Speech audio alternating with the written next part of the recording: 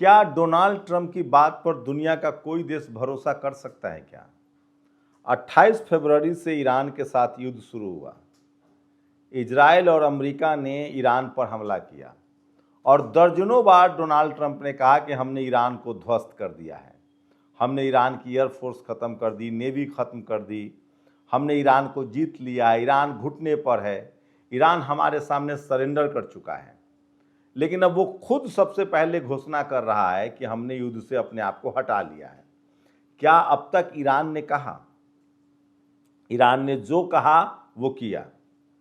Iran के नेता Khamenei की शहादत हुई, ईरान ने मना नहीं किया। ईरान के नेता लारिजानी की मौत हुई, ईरान ने मना नहीं किया। क्या अमेरिका ने कभी सच बोला? और क्या आप डोनाल्ड ट्रंप पर भरोसा करते हैं? भारत सरकार से लगातार भारत के लोग सवाल पूछ रहे हैं कि हमारे जो 3 लोग मारे गए हैं उस पर आप प्रतिक्रिया क्यों नहीं दे रहे हैं।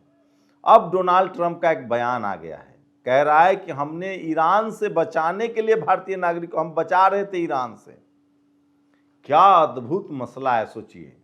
और ये भी 2 दिनों बाद ट्रंप को समझ में आता है, जब ईरान ने बाकायदा बयान जारी कर दिया। दुनिया को पता है कि उस शिप पर अमेरिका ने हमला किया है, अमेरिकी मिसाइल गिरे हैं। तो सोचिए किस तरह से हेडलाइन मैनेजमेंट हो रहा है। और क्या इससे उन 3 भारतीयों के जो भी हत्यारे हैं, अगर ईरान के हत्यारे हैं तो ईरान को पकड़ो। ये साफ है, ईरान से बचाने के लिए आपने भारतीय नाविकों को मार दिया। पूरी दुनिया को पता है कि अमेरिका ने बैरिकेडिंग कर रखा है होर्मुज के बाहर। होर्मुज पर पूरा कंट्रोल ईरान का है। ईरान के बाहर, होर्मुज के बाहर जो है वो बैरिकेडिंग अमेरिका ने कर रखा है।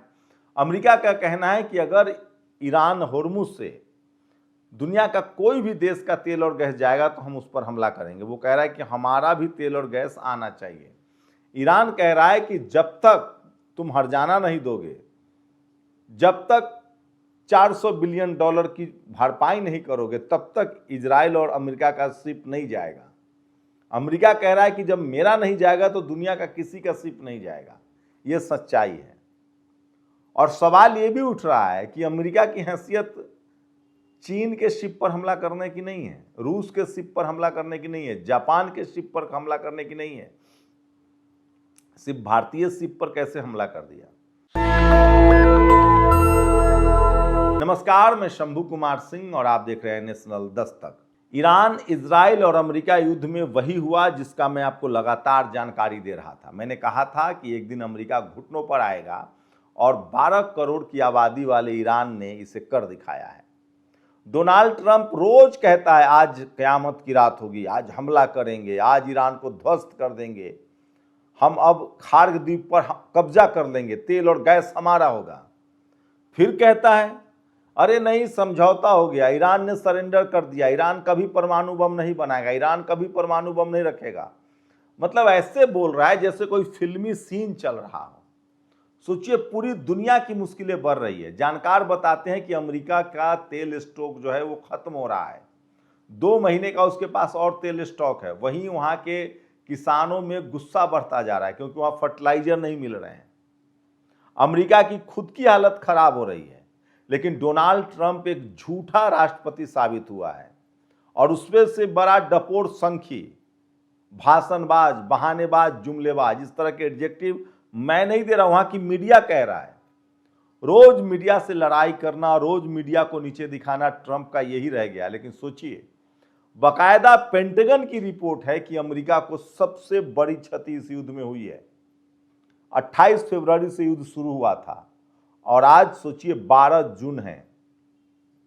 इस दौरान 100 दिनों में दुनिया ने अमेरिका की हार देखा है और ईरान की जीत भी दुनिया देख रही है। ईरान ने अभी भी किसी भी तरह के समझौते का कोई ऐलान नहीं किया है। ईरान साफ कह रहा है कि हमें डोनाल्ड ट्रंप पर भरोसा नहीं है। वो कहता कुछ है, करता कुछ है। सीज फायर के बहाने वो लगातार अपनी सेना को एकजुट करता है। और सोचिए, 120 सैनिक अड्डे खाड़ी देशों के उड़ा दिए गए हैं। डोनाल्ड ट्रंप की लाख कोशिशों के बावजूद खाड़ी देशों ने बाकायदा ईरान पर हमला नहीं किया। अब अमेरिका ने लगातार कोशिश की इजराइल को बचाने की। खाड़ी देशों को डराया धमकाया।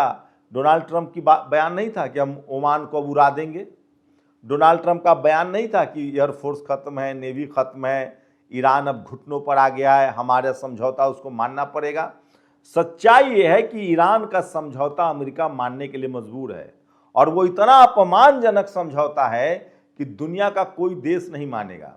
इस समझौते को फर्स्ट वर्ल्ड वॉर में जो जर्मनी के साथ समझौता हुआ था उसको जोड़कर देखा जा रहा है। ईरान कह रहा है कि $400 बिलियन का हर्जाना आपको देना पड़ेगा, $400 बिलियन।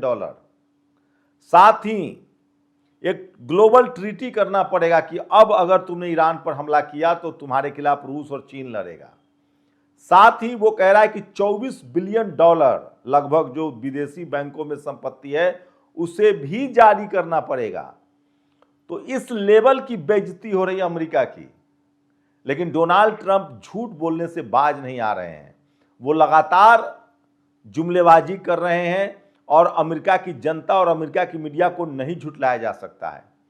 डोनाल्ड ट्रंप के खिलाफ बाकायदा वोटिंग हुई है। 215 सांसदों ने वहां वोट करके कहा है कि इनके युद्ध के अधिकार छीन लिए जाएं। डोनाल्ड ट्रंप के खिलाफ लगातार पत्रकार सवाल पूछ रहे हैं कि आपने हमला क्यों किया, हमें हासिल क्या हुआ।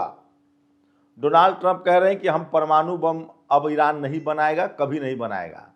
CNN की रिपोर्ट है कि ईरान परमाणु परीक्षण कर चुका है।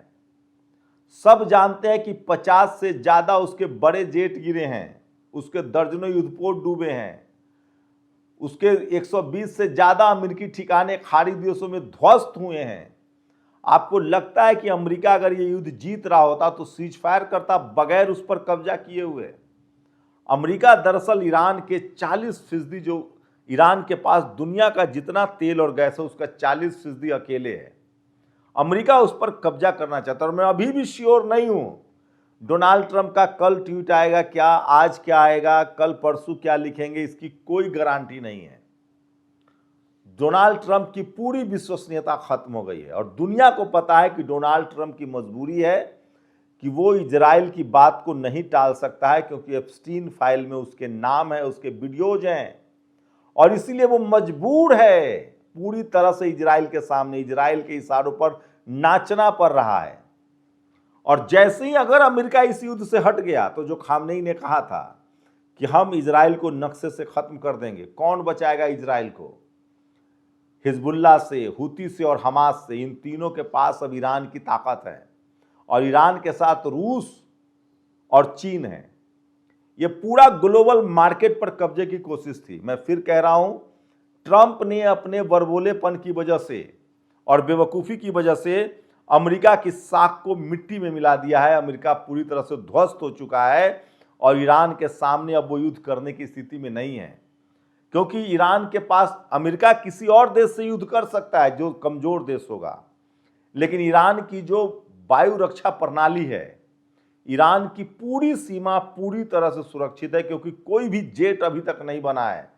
दुनिया के सबसे मॉडर्न, सबसे आधुनिक 5th जनरेशन का जेट स्पिरिट 2 बॉम्बर हो या F-35, ये दोनों को ईरान ने मार गिराया। उसके बाद अमेरिका के पास कोई चॉइस नहीं है, वो ईरान पर हमला कर नहीं सकता है क्योंकि उसके जेट गिर रहे हैं।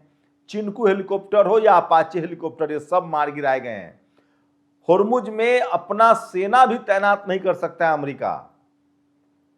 होर्मुज के आसपास जितने, चाहे वो ओमान की खाड़ी हो, चाहे वो बंगाल की खाड़ी हो, वहां तक ईरान की रीच है। ईरान के वायु क्षेत्र हो या जल क्षेत्र हो, इन दोनों के आसपास आप किसी देश में कैसे घुसेंगे? हवा के रास्ते से, आकाश के रास्ते से, या पानी के रास्ते से? जब आकाश से हवाई क्षेत्र में भी घुसने की अनुमति नहीं है और वहां भी उसके जहाज गिर रहे हैं, जल क्षेत्र में भी उसके युद्धपोत को डुबाया जा रहा है। इसका मतलब है कि इस युद्ध में पूरी तरह से अमेरिका की बड़ी हार हुई है और ये ईरान का ठसक दिखा रहा है। ईरान बैठा हुआ है कान में तेल डालकर, वो कह रहा है कि ये समझौता तभी होगा जब $400 बिलियन का अमेरिका हर्जाना देगा। डोनाल्ड ट्रंप सिर्फ डैमेज कंट्रोल कर रहे हैं, मीडिया मैनेजमेंट की कोशिश कर रहे हैं, लेकिन अमेरिका की मीडिया बहुत ट्रांसपेरेंट है, बहुत मजबूत है। धीरे धीरे खबरें सामने आ रही है पेंटागन की रिपोर्ट आ रही है कि अमेरिका इस युद्ध में किस तरह से बर्बाद हुआ है। 70% से ज्यादा उसके हथियार खत्म हो चुके हैं। इस युद्ध से अमेरिका को क्या हासिल हुआ, ये बात सीनेट में, संसद में डोनाल्ड ट्रंप को जवाब देना पड़ेगा। और डोनाल्ड ट्रंप को पता है कि जिस दिन ये युद्ध खत्म हुआ, इजराइल के इशारे पर वो नाच रहा, अगर उसकी फाइलें जारी हो गई तो वो जेल चला जाएगा।